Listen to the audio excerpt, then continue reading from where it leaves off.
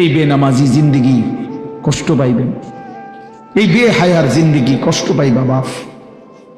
আমি বলছিলাম আরেকটা কথা আল্লাহ নবী বলবে, একটা কথা তো আল্লাহ বলছে বান্দা, আমি আর কতবার বললে, কেমনে বললে, আমি এর চাইতে দামি আর কোন কথা নাজিল করলে তুমি আমারে মানতা।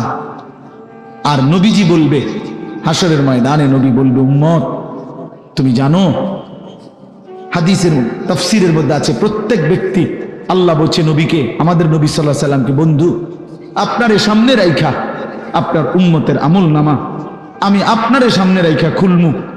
নবী সাল্লাল্লাহু আলাইহি ওয়াসাল্লাম যখন উম্মতের আমল নামা খুলে দেখবে, খোদার 365 দিনে কোনো দিন ফজরের নামাজের সেজদা নাই, 30 বছর সুদের ব্যবসা করছে, 50 বছর মিথ্যাই বলে গেছে, হারাম রোজগারি করেছে, 30 বছর যাবত মহিলাটা কোনো পর্দা করে নাই, ঘরের মধ্যে কোনো দিন শরীয়ত বলতে কিছু নাই।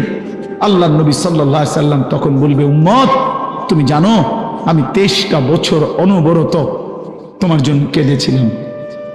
আমি সেই নবী, যে নবী সারা রাত এশার নামাজের পরে দাঁড়াইছি ফজরের আজান পর্যন্ত এক দাঁড়ানোতে চোখের পানি ফেলে উম্মতের জন্য দোয়া করছিলাম। আল্লাহ রসুলের স্ত্রী আম্মা জান আয়েশা বলছেন নবী এই পরিমাণ কাঁদছে, এতটা লম্বা দাঁড়ায় ছিল উম্মতের জন্য, হাত্তা তাওয়াররামাত কাদামাহু, দুইটা পাও ফুলে ফুলে গেছে। আল্লাহ নবী বলবেন উম্মত আমি 23 বছর কাঁদছি রে, প্রতিটা রাত কেঁদেছি, দিন কেঁদেছি। আমি এই পরিমাণ, পিঠটা খুলে দেখাবে চাদর সরিয়ে, আমার উম্মত আমার পিঠটা দেখো, তায়েফের পাথরের আঘাতে আমার পিঠ কি পরিমাণ ছিদ্র ছিদ্র হয়ে গেছে। আমি সেই নবী, যে নবী তোদের জন্য পেটে ক্ষুধার কষ্টে পাথর ভাঙছিলাম 2টা। আমি উহুদের ময়দানে দান দান শহীদ করে রক্ত মাখা শরীর নিয়ে বেহুশ হয়ে লম্বা সময় পড়েছিলাম। আমার ঘরের চুলায় 3 মাস, হাদিসে আছে আম্মা জান আয়েশা বলছেন নবীজির ঘরে আমরা 9 জন বিবি, উনি বলছে আল্লাহর কসম 3 মাস, কোনদিন টানা 3 মাসে কোনদিন আমাদের ঘরের চুলায় 9 জন বিবির ঘরে কারো ঘরের চুলায় কোনদিন আগুন জ্বলেনি। 3 মাস খেজুর আর পানি দিয়ে আমরা জিন্দেগি কাটাইছি। আল্লাহ নবী বলবেন উম্মত তাহলে এত কাঁদলাম কার জন্য, এত রক্ত ঝরাইলাম কার জন্য, পেটে পাথর বাঁধলাম কার জন্য, বিনিময়ে এটা কি আমল নামা নিয়ে আসছো? ছেলেরা বলো ভাই, একটা ছেলে বলো রাসূলুল্লাহ সাল্লাল্লাহু আলাইহি ওয়াসাল্লামের সুপারিশটা একটা মামুলি ব্যাপার। রাসূলুল্লাহ সাল্লাল্লাহু আলাইহি ওয়াসাল্লাম বলবে উম্মত এটা কি আনলা?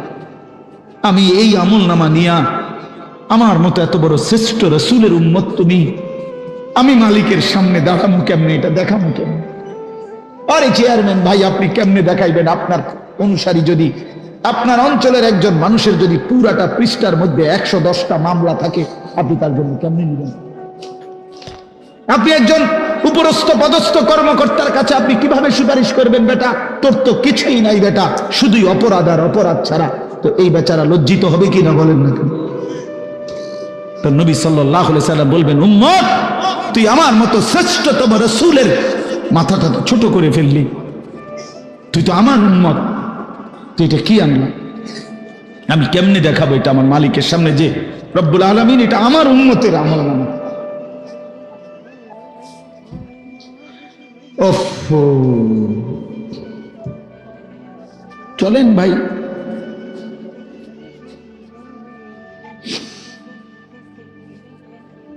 এই জন্য দোস্ত আমার, বন্ধু আমার,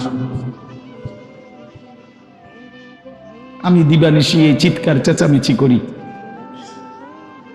এই আহাজারি আমার অনেক দিনের। মুসলমানের সন্তান ফিরবে, নওজওয়ানরা ফিরবে, মুসলমানের যুব সমাজ নামাজ পড়বে, আল্লাহরে চিনবে, এটাই আমার স্বপ্ন, এ আমার দিলের তামান্না। কারো প্রতি আলহামদুলিল্লাহ এখন আর দিলে শত্রুতা রাখি না, কারো বিরোধিতা, কারো প্রতি হিংসা করার কোনো সময়ও নাই, বিশ্বাস করেন একদম সময় নেই, সময়ই তো না। আমি জুমার নামাজ পড়াইছি ঢাকা মোহাম্মদপুর আদাবর, আমার জুমা, ওইখান থেকে আমি জুমার পরে রওনা দিয়া মাগরিবের পরে রোয়াচালা বয়ান করছি, এশার একটু পরে ওই মুসাগারা বয়ান করছি, এরপরে এখানে এসে বয়ান করছি, শুধু অজু করছি, শুধু অজু, শুধু সময় বাঁচানোর জন্য মসজিদের খানাটা খাই নাই, হোটেলে, পথের একটা হোটেলে মদনপুর পার হয়ে আইসা অল্প কটা ভাত খাইছি। এটা বলার উদ্দেশ্য হলো কেরামতি বুজুর্গি বুঝানো না, আল্লাহর কসম বুঝানো হইল এই কথার ফিকির যে কাউরে প্রতিপক্ষ ভাববার কোনো দরকার নেই, কোনো দরকার নেই। আল্লাহ আমাদের সবাইকে বুঝ দান করেন। প্রতিটা ছেলের প্রতি আমার অনুরোধ, বাবা তুমি নষ্ট হইও না, তুমি বরবাদ হইও না। এক বন্ধুর খপ্পরে পইরা, একটা সামান্য মোবাইলের খপ্পরে পইরা, একটা দুষ্ট নারীর খপ্পরে পড়ে, মেয়ের খপ্পরে পড়ে চরিত্রহীন হইও না, চরিত্রহীন। আল্লাহ তাআলা মানুষকে যেই চাহিদা দিছে সেটা পূরণের বৈধ ব্যবস্থাও দিছে। মানুষকে আল্লাহ তাআলা তৃষ্ণা দিয়েছেন, তো তৃষ্ণা নিবারণের জন্য পবিত্র হালাল পানীয় আল্লাহ তাআলা দিয়েছেন। মানুষকে আল্লাহ তাআলা ক্ষুধার চাহিদা দিয়েছেন, তো হালাল খাবারও আল্লাহ তাআলা দিয়েছেন। তো মানুষের লজ্জাস্থানের যে চাহিদা, শাহওয়াত, যৌন চাহিদা, এটা আল্লাহ তাআলা দিয়েছেন, তো এটা পূরণের জন্য হালাল স্ত্রী আল্লাহ প্রত্যেক পুরুষের জন্য ব্যবস্থাও রেখেছেন। কেন নষ্ট হইল? চরিত্রহীন হইবা কেন? উলঙ্গ ছবি আর নর্তকীর পিছনে জীবন শেষ করে দিবা কেন? কি দুঃখে বন্ধু নষ্ট হইলা বলো? অনেক ছেলে তো এখানে বসছো মাশাআল্লাহ, কিন্তু অনেক ছেলের চেহারা দেখলেই বোঝা যায় ভাইয়া নামাজ পড়ো না, চেহারায় সেজদার চিহ্ন নাই। দোস্ত আমার, চিহ্ন নাই। আল্লাহ আমাদেরকে মাফ করে দেন। তো আল্লাহ তাআলা বলেন ইসরাফিলকে আল্লাহ দ্বিতীয়বার উঠাবে, উঠাইয়া বলবে ইসরাফিল আবার ফু দাও। এ আবার ফু দিলে এবার আবার জমিন কাঁপতে শুরু করবে দ্বিতীয়বার। তো প্রথমবার ফু দেওয়াতে জমিন কাঁপতে কাঁপতে সব কিছু কই গেছিল? নিচে, মাটির নিচে। মাটির উপরটা কি খালি, ফাঁকা না? এইবার দ্বিতীয়বার যখন ইসরাফিল ফু দিবে, মাটি কাঁপতে কাঁপতে ভূমিকম্প শুরু হলে এবার জমিনের সমস্ত কিছু ভিতরে যেগুলো ছিল সব কিছু জমিনের উপরে উঠে আসবে একেবারে একটা সুতা সহ। গরু, ছাগল, মানুষ, জিন, স্বর্ণ, রৌপ্য, হীরা, মণি, মুক্তা, জহরত, সব সব সব, শুধু মানুষ না, একেবারে সব কিছু, একেবারে আদম আলাইহিস সালামের জামানা থেকে ইসরাফিলের ফু পর্যন্ত যত কিছু মাটির তলে গেছে সব মাটির উপর উঠে আসবে। ইদা জুলজিলাতিল আরদু জিলজালাহা, আল্লাহ তাআলা বলেন এই দ্বিতীয়বারের ভূমিকম্প জমিনে যখন হবে, ওয়া আখরাজাতিল আরদু আসকালাহা, জমিন তার তলদেশ থেকে তার ভেতরে যা কিছু বোঝা জমিনের মধ্যে ছিল সব কিছু সে জমিনের উপরে তুলে দিল। তুলে দিলে তখন তাফসীরের মধ্যে আছে এই যে স্বর্ণ, রৌপ্য, মণি, মুক্তা, টাকা পয়সা, হীরা, জহরত, অর্থ সম্পদ, এগুলোর স্তূপ থাকবে। আশ্চর্য কথা শোনেন, সরাসরি হাদিসে আছে, নবীজি বলছেন এই স্বর্ণ, রৌপ্য, মণি, মুক্তাগুলো তখন আল্লাহর কুদরতে কথা বলবে। এইগুলা, এই অর্থ সম্পদ গুলা, মানুষের যে অর্থ সম্পদ, এগুলো কথা বলবে। কি কথা বলবে? চোরের ডাক দিবে, আইনা সারিক, এই চোর, দিগা বাটফারে দিগা, এই সম্পদের জন্য চুরি করেছিলি, আজ যা দরকার নেই।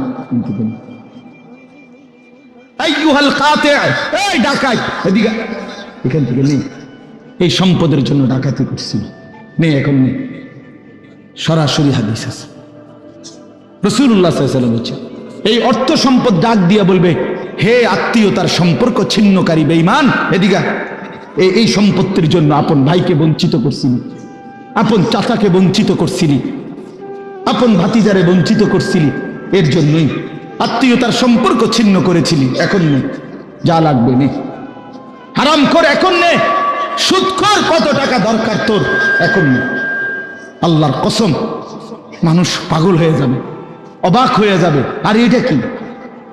এর পরের আয়াত, ওয়াকালাল ইনসানু মা লাহা, লোকেরা বলবে তোমার এটা কি? আরে এটা কি কারবার? এগুলো কথা কয় কেমনে? এগুলো কয় কি? এগুলা মানুষ সব অবাক হয়ে যাবে, বলবে একে অপরে, মা আলাহা, জমিনের কি হলো, এগুলোর কি হলো, এগুলো কথা বলছে কেন, এগুলো কি বলতেছে এগুলো? অর্থাৎ কেউ তো কিছুই নিবে না, নিবে কিছু, কথা বলেন না কেন, কারো কোনো। তো এবার আল্লাহ বলেন ইয়াউমাইদিন তুহাদ্দিসু আখবারাহা। আল্লাহ বলে, বান্দা, অর্থ সম্পদগুলো কথা বলছে দেখে অবাক হইলা, এখনো না দেখবা আসল খেলা, এখনো না দেখবা মেন খেলাটা, যে এখন দেখবা তোমার পায়ের নিচের জমিন, তোমার পুরা জিন্দেগির ভালো মন্দ সমস্ত কিছু তোমার সামনে আমি আল্লাহর সামনে বলে দিব। এখন শুনো, এই জমিন তোমার ভালো মন্দ কথা বলবে। ইয়াউমাইদিন তুহাদ্দিসু আখবারাহা। তোমার প্রতিটা মিনিট সেকেন্ড একাকী প্রকাশ্য, ঘরে বাহিরে, লোকালয়ে, আলোতে, অন্ধকারে, রাত গভীরে, দিনের আলোতে, তুমি যা ভালো করেছো তাও বলবে, তুমি যা মন্দ করেছো তাও বলবে। রাত গভীরে তাহাজ্জুদের নামাজ পড়ছিলা, এই জমিন এখন বলবে রাত গভীরে জিনা ব্যভিচার আর মদের আড্ডা, জুয়ার আড্ডায়, নারীর আড্ডায় পড়েছিলা, এটাও এখন বলবে। শুনবে, এখন শুনবে। তখন লোকেরা বলবে, হায়, জমিন কেমনে কথা বলে, সম্পদ কেমনে কথা বলে। তো আল্লাহ বলেন বিআন্না রাব্বাকা আওহা লাহা, এজন্য বলে যেহেতু আল্লাহ তাআলা আদেশ করেছে। আল্লাহ আদেশ করলে তার গোটা সৃষ্টি কথা বলে। তাহলে মূলত জিহ্বায় কথা বলে না, আল্লাহ আদেশ করলে গোশতের এই টুকরাটা কথা বলে। নাহলে যেই লোক, আপনারা কোনো বোবা দেখছেন? কথা বলেন না। বোবা মানুষ দেখছেন কখনো? তো বোবা মানুষের তো জিহ্বা নাই, ঠিক না? আছে না? আছে কিনা বলেন না? তো হে কথা কয় না কা, কথা বলে না কা কেন? মানে কথা বলে না কেন? মানে জিহ্বা তো আছে কিন্তু কথা বলে না কেন? বুঝা গেল কি? আল্লাহর হুকুম হলে কথা বলে। যে কানে শুনে না, তার এখান দিয়ে এরকম কান নাই, তো হে শুনে না কান। তাহলে কানে দিয়ে শুনে না, আল্লাহর হুকুম হইলে শুনে।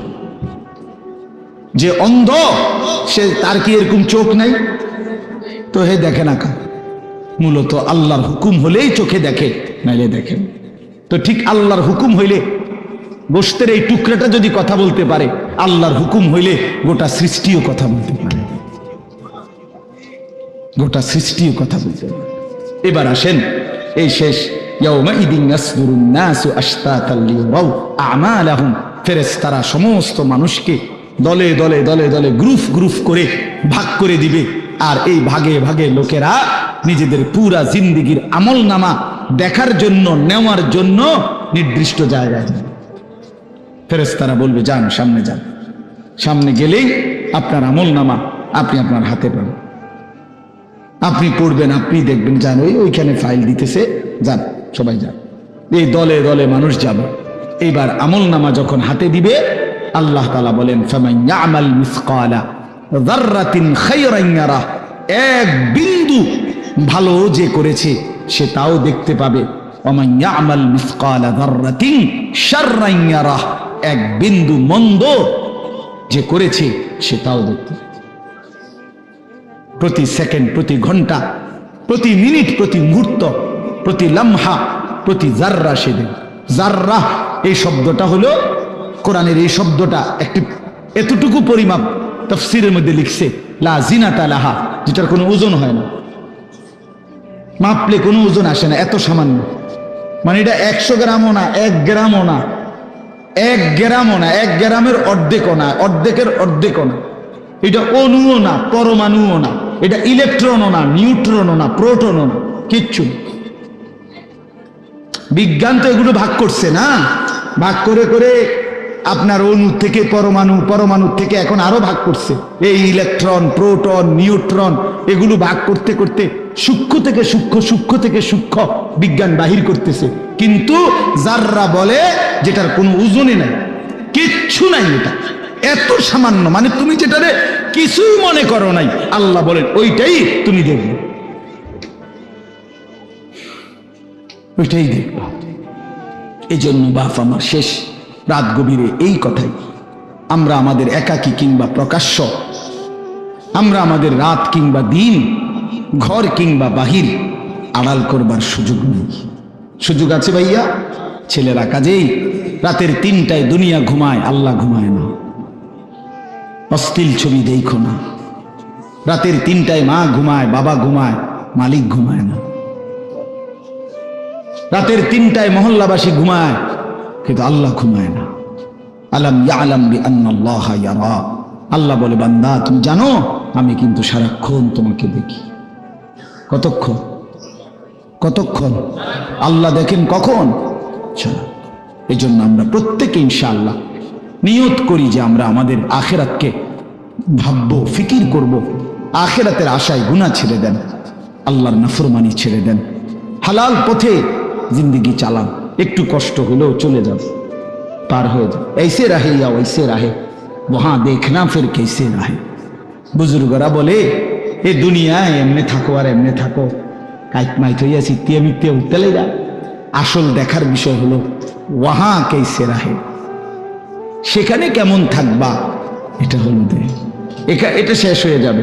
আজ রাত যার বাসর রাত তারও ভোর হবে, আজকের রাত যার জেলখানায় ফাঁসির রাত তার রাতও কি হয়ে যাবে। অট্টালিকার মানুষটাও মরে যাবে, জীর্ণ কুঠিরের মানুষটাও মরে যাবে। কোনোদিন দুঃখ যে দেখে নাই সেই সুখী মানুষটাও কবরে চলে যাবে, কোনোদিন সুখ যে দেখে নাই সেও মরে যাবে। আমিও না, আপনিও না, বাবাও না, সন্তানও না, মাও না, কেউ না, কেউ থাকবে না, কেউ না, কেউ না। আজকে আমরা কবরবাসীদের স্মরণ করে দোয়া করি, এই আগামী 20 বছর 30 বছরের মাথায় আমাদেরকে স্মরণ করে, আমাদেরকে কবরবাসী মনে করে, আমাদের পরবর্তীরা মনে করে। এই না জিন্দিগি? কথা বলেন না, এই না জিন্দিগি?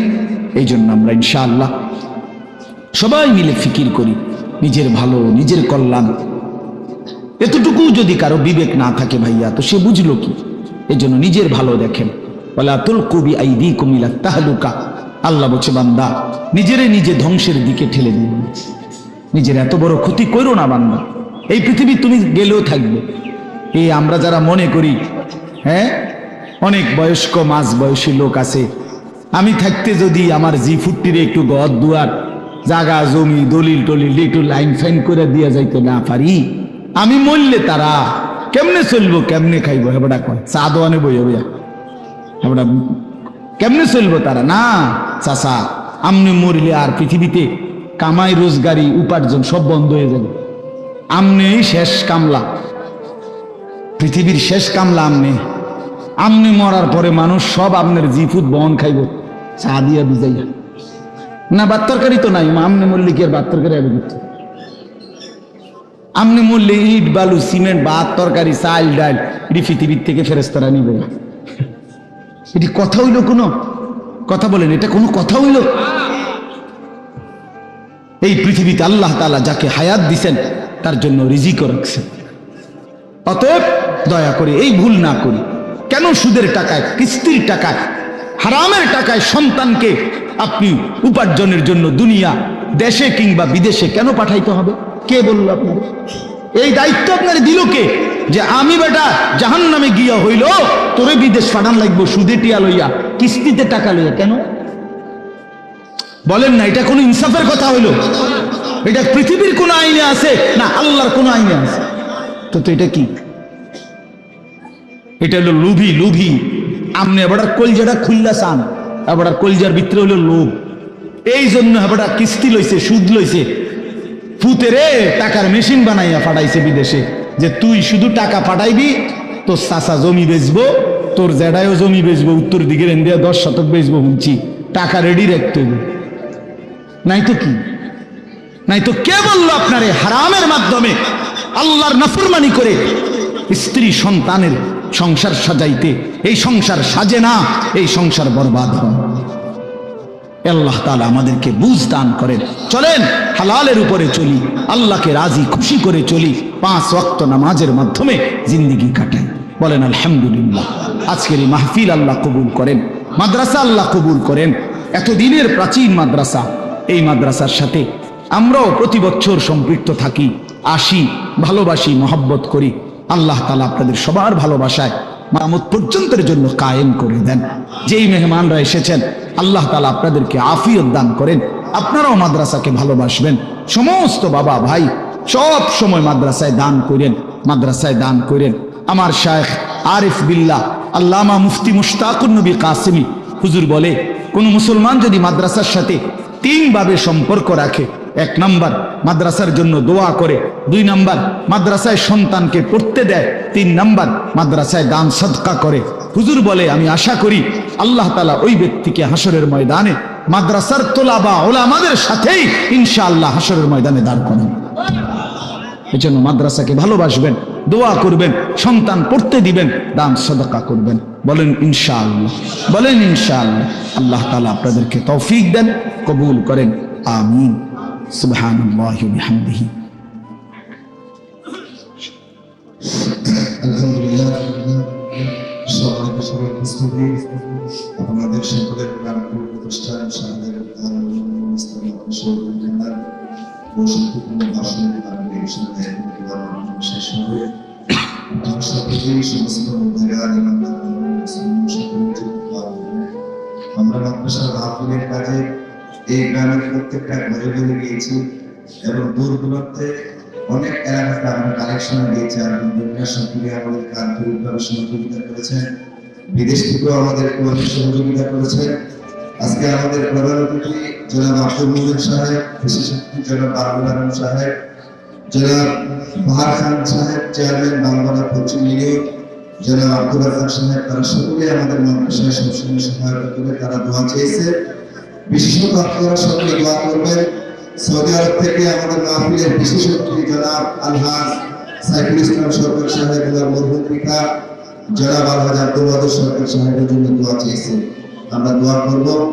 আমরা জনাব আব্দুল সাত্তার সাহেবের স্ত্রীর জন্য দোয়া করব, ওনার সন্তানের এবং উনি এখানে উপস্থিত রয়েছে এবং এই মাদ্রাসার প্রতিষ্ঠাকারী যিনি মুখ্যমন্ত্রী ছিলেন হযরত মাওলানা রুহুল আমিন সাহেব, মাওলানা মতিউর রহমান সাহেব, তাদের জন্য দোয়া করব এবং আমরা এই মাদ্রাসায় সর্বক্ষণ সবসময় সহযোগিতা করে যাব। আর আপনাদের কাছে আমি হযরত মাওলানা আনিসুল্লাহ সাহেবের জন্য দোয়া চাই, দোয়া করবেন। দেশবরের ওলামায়ে কেরাম সারা দেশ থেকে শুনতে পাইলাম, এখান থেকে সরাসরি সিলেটের উদ্দেশ্যে রওনা। দোয়া করবেন আল্লাহ তাআলা যেন আমাকে বিপদবালা মুসিবত থেকে হেফাজত করেন। আর আমাদের মাদ্রাসা আজকের মাহফিলের সভাপতি জনাব আবু ফেরদুল্লাহ কিমুস্তার সাহেব খুব অসুস্থ, ওনার সুস্থতা কামনায় সকলে দোয়া করবেন। আমরা সকলে সহযোগিতা পেয়েছি। اللهم صل الحمد لله رب العالمين اللهم أنت السلام منك السلام تباركت يا ذا الجلال والإكرام يا أرحم الراحمين يا أرحم الراحمين يا أرحم الراحمين ربنا ظلمنا أنفسنا وإن لم تغفر لنا وترحمنا لنكونن من الخاسرين ربنا آتنا في الدنيا حسنة وفي الآخرة حسنة وقنا عذاب النار رب ارحمهما كما ربياني صغيرا رب ارحمهما كما ربياني صغيرا ربنا هب لنا من أزواجنا وذرياتنا قرة أعين وجعلنا للمتقين إماما مولاي كريم আপনি মাফ করে দেন, রব্বে করিম আপনি মাফ করে দেন, মেহেরবান মাওলা আপনি মাফ করে দেন। রাত অনেক গভীর মাওলা, রাত অনেক গভীর মাওলা, চারিদিকে আপনার অগণিত বান্দারা ঘুমিয়ে গেছে, আমরা অল্প কয়েকজন নাফরমান গোলাম এখনো জেগে আছি মাওলা। আমাদের গুনাহ অনেক বেশি মাওলা, নাফরমানি অনেক বেশি মাওলা। পেছনের জিন্দেগিটার দিকে তাকাইলে অন্ধকার ছাড়া আর কিছুই দেখা যায় না, আপনার নাফরমানি ছাড়া আর কিছুই নাই মাওলা। আপনার গোলামির হক আদায় করতে পারি নাই, আপনার হক আদায় করে সেজদা দিতে পারি নাই মাওলা। আল্লাহ রাত গভীরে আখিরাতের ভয় করছিলাম, জাহান্নামের ভয় করছিলাম, কবরের ভয় পাচ্ছিলাম মাওলা। আপনি মাফ করে দেন, আপনি মাফ করে দেন, আপনি মাফ করে দেন। এত গুনাহ নিয়ে চোখ বন্ধ করতেই ভয় হয়, ঘুম যেতেই ভয় হয়। যদি আর ঘুম না ভাঙে, যদি আর ঘুম না ভাঙে, যদি আর চোখ না মেলে, এত গুনাহ নিয়ে কবরে যাব কেমনে মাওলা? হাসরের ময়দানে দাঁড়াবো কেমনে? আল্লাহ আপনার বন্ধুর সুপারিশ চাইব কেমনি, হাউজে কাউসারের পানি মিলবে কিভাবে, আজই মাফ করে দেন। আযাব দিলে আপনার কোনো লাভ নাই, মাফ করে দিলে আপনার কোনো ক্ষতি নাই, মাফ করে দিলে আপনার কমবে না, মাফ না পেলে আমাদের উপায় থাকবে না। আল্লাহ আপনি মাফ করে দেন, মা বাপকে মাফ করে দেন, দাদা দাদি নানা নানিকে মাফ করে দেন, চাচা মামা ফুফা খালুকে মাফ করে দেন, চাচি মামি ফুফি খালাকে মাফ করে দেন। আল্লাহ বিবিকে মাফ করে দেন, ছেলে মেয়েদেরকে মাফ করে দেন, ভাই বোনদেরকে মাফ করে দেন, পাড়া পড়শি আত্মীয় স্বজনদেরকে মাফ করে দেন, বন্ধু স্বজনদেরকে মাফ করে দেন। আল্লাহ গোটা মহল্লাবাসীকে মাফ করে দেন, গোটা এলাকাবাসীকে মাফ করে দেন, সমস্ত কবরবাসীকে মাফ করে দেন, কেয়ামত পর্যন্ত মাফ করে দেন, কেয়ামত পর্যন্ত কবরের আযাব মাফ করে দেন। কবরগুলোকে আপনার জান্নাতের টুকরা বানিয়ে দেন, আপনার নূরে রহমত দ্বারা ভরপুর করে দেন। আয় আল্লাহ মাদ্রাসার সামনে এই কবরস্থানে আয় আল্লাহ আপনি যেই মহান বুজুর্গ সহ আল্লাহ সর্বশ্রেণীর মুসলমানের কবর আল্লাহ সকলকে মাফ করে দেন, সকলকে মাফ করে দেন, সকলকে মাফ করে দেন, সকলকে মাফ করে দেন। আল্লাহ আমাদের প্রত্যেকের জিন্দেগি সুন্দর করে দেন, আমাদের আখিরাত সুন্দর করে দেন, আমাদের দুনিয়ার হায়াত সুন্দর করে দেন। আল্লাহ বাকিটা জীবন কাজে লাগাবার তৌফিক দান করেন, আগামী জিন্দেগি কাজে লাগাবার তৌফিক দান করেন। আল্লাহ আগামী জীবন কাজে লাগাবার তৌফিক দান করেন। আমার যুবক ছেলেগুলোকে নামাজি বানিয়ে দেন, আমার নওজোয়ান ছেলেগুলোকে নামাজি বানিয়ে দেন। আল্লাহ ছেলেগুলোকে বদলে দেন মওলা, ছেলেগুলোকে বদলে দেন মওলা, ছেলেগুলোকে নামাজি বানিয়ে দেন, আখলাকওয়ালা বানিয়ে দেন। মোবাইলের আসক্তি থেকে বাঁচান, নারীর আসক্তি থেকে বাঁচান, মদ জুয়ার আসক্তি থেকে বাঁচান, জিনা ব্যভিচারের আড্ডা থেকে বাঁচান। আল্লাহ আপনি দয়া করেন, আপনি চাইলেই এরা বদলে যাবে, আপনি রহম করলে এরা বদলে যাবে, আপনি দয়া করলে এরা পাল্টে যাবে। প্রতিটা বাচ্চার দিলের মালিক তো আপনি মাওলা, আপনি দিল বদলে দেন, ইমানের পক্ষে দিয়ে দেন, ইসলামের পক্ষে দিয়ে দেন, নামাজের পক্ষে দিয়ে দেন। আমার বাবা চাচা মুরব্বীদেরকে আরো বেশি নেক আমলের তৌফিক দান করেন। আল্লাহ পর্দার আড়ালের মা বোনদেরকে পর্দা পুশিদা দান করেন।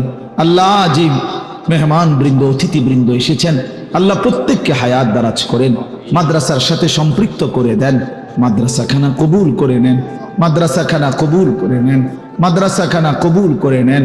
আল্লাহ আমার হায়াতের চাইতেও আল্লাহ পুরাতন এই মাদ্রাসাটা, আল্লাহ আমার বয়সের চাইতেও বড় মাদ্রাসাটা আল্লাহ আপনি মাদ্রাসা কায়েম করে দেন, দায়েম করে দেন, কিয়ামত পর্যন্ত আল্লাহ কবুল করে নেন। আল্লাহ এই মাদ্রাসার সাথে প্রথম দিন থেকে আজ পর্যন্ত একটি বিন্দু সহযোগিতা যার আছে তার জিন্দেগি তার বংশ খানদানের জন্য এই মাদ্রাসার সমস্ত খেদমত সদকায়ে জারিয়া হিসাবে কবুল করে নেন। আল্লাহ যে যেভাবে দিয়েছে, যে যেভাবে দিয়েছে প্রত্যেককে উত্তম বিনিময় দান করেন, যার যত নেক মাকসাদ আছে পূরণ করে দেন, অসুস্থ বিমারি যারা শিফা করে দেন, কামাই রুজিতে প্রত্যেকের হালাল বরকত দান করেন, অভাব অনটন ঋণ পেরেশানি অস্থিরতা দূর করে দেন। আমার প্রবাসী ভাই যারা বিদেশের জমিনে সহি সালামতে নিরাপদে রাখেন প্রত্যেককে খায়ের ও বরকত দান করেন। আল্লাহ প্রতিটা প্রবাসীর কামাই রুজিতে আপনি বরকত দান করেন। আল্লাহ আমার দেশকে নিরাপদ করে দেন, আমার দেশকে নিরাপদ করে দেন, আমার দেশকে নিরাপদ করে দেন। গোটা পৃথিবীর মজলুম মুসলমানকে রেহাই দিয়ে দেন, রেহাই দিয়ে দেন। আল্লাহ মৌলানা ফজলুল হক ভাই যত জনের জন্য দোয়া চেয়েছে আল্লাহ প্রত্যেকের জন্য আপনি কবুল করে নেন, প্রতিটা দোয়া আপনি কবুল করে নেন। আল্লাহ মজলুম মুসলমানদেরকে রেহাই দিয়ে দেন। গাজা ফিলিস্তিন লেবাননের মুসলমানকে বাঁচান মাওলা। আল্লাহ এতিম বাচ্চার কতদিন আল্লাহ ঘর হারা থাকবে, বিধবা মার কতদিন ঘর হারা থাকবে।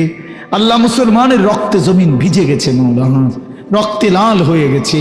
আল্লাহ আপনি মুমিনদের বিজয় দেন, ফিলিস্তিনের বিজয় দেন, ইসরায়েলের ইহুদি বেঈমানদেরকে ধ্বংস করে দেন। রব্বির হামহুমা কামা রব্বায়ানি সগীরা ওয়া সাল্লাল্লাহু তাআলা আলা খায়রি খালকিহি মুহাম্মাদিন ওয়া আলিহি ওয়া আসহাবিহি আজমাইন। সুবহানা রাব্বিকা রাব্বিল ইজ্জাতি আম্মা ইয়াসিফুন ওয়া সালামুন আলাল মুরসালিন ওয়ালহামদুলিল্লাহি রাব্বিল আলামিন।